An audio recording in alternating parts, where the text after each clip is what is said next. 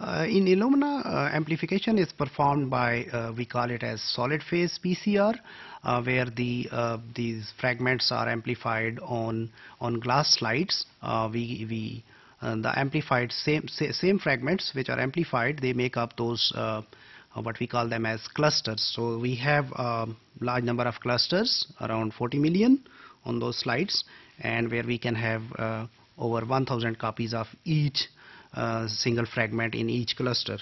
Why we amplify them? Obviously we need to detect a stronger signal.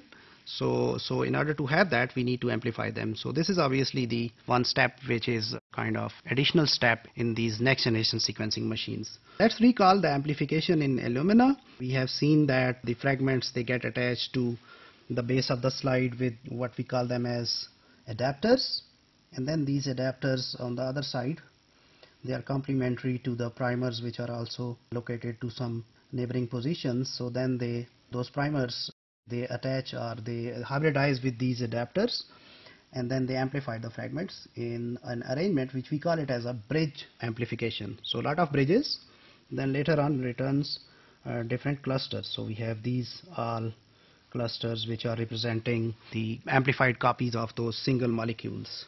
Illumina uses reversible terminators which are labeled by different fluorophores, different molecules that give specific colors for all the 4 bases. So we have different colors for T, different colors for G, C and A.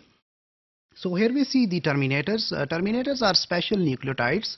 Why we call them terminators? Because they terminate the growing chain of the DNA. Once they get incorporated into the replication process or this sequencing process, they cannot continue further. Reason? Because if we look into the structure of the sugar, we see on 3' position, or the position number 3, carbon number 3 of the sugar, there is an nitrogen group which is attached, and because of that they cannot accept the new nucleotide. So after this nucleotide is incorporated, the chain cannot grow further. Same way we have the fluorophore molecules which are attached. So for example, there is a green color attached over here. We can have red for other nucleotide, and we can have blue and yellow or anything else. So those indicate that which nucleotide has been incorporated.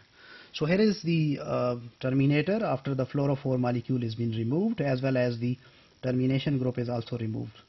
So we add this terminator, then fluorophore gives the signals to the camera, and then after that we remove the terminator group, and then it's ready to accept the next or new nucleotide. So in this way then the chain keeps on growing, and we keep on recording the sequence one by one.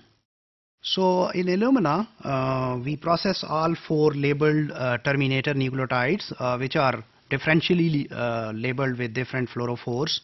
We process them all together, and then different bases are located into different nucleotide fragments or reads, and once those bases are incorporated, there is the release of fluorescent signal which then is been picked by the camera. So there is an imaging, and after that the fluorophore and the terminator groups are removed, and the process keeps on repeating. This is how we can see that again. Here are different nucleotides which are coming.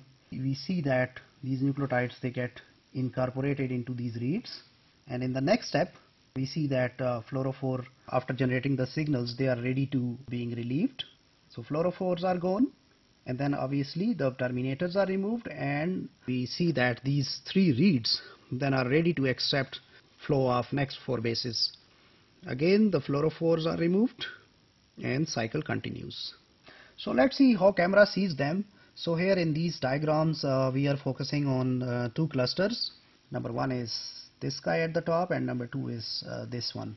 So we see that these 4 nucleotides are differentially labeled. C is green, A is blue, T is red, and G is yellow. So if we concentrate on the topmost cluster, so at first point there has been an incorporation of a C followed by A, then we see a T here, red color, again a C and a G and a T.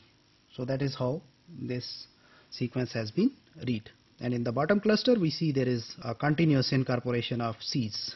So this is how camera sees them and keeps track of indexes or the positions of those different clusters and keeps on recording each position and change in color in each position. So in this way we can get the whole sequences recorded in the shape of these CAT, CGT or CCCCCCs.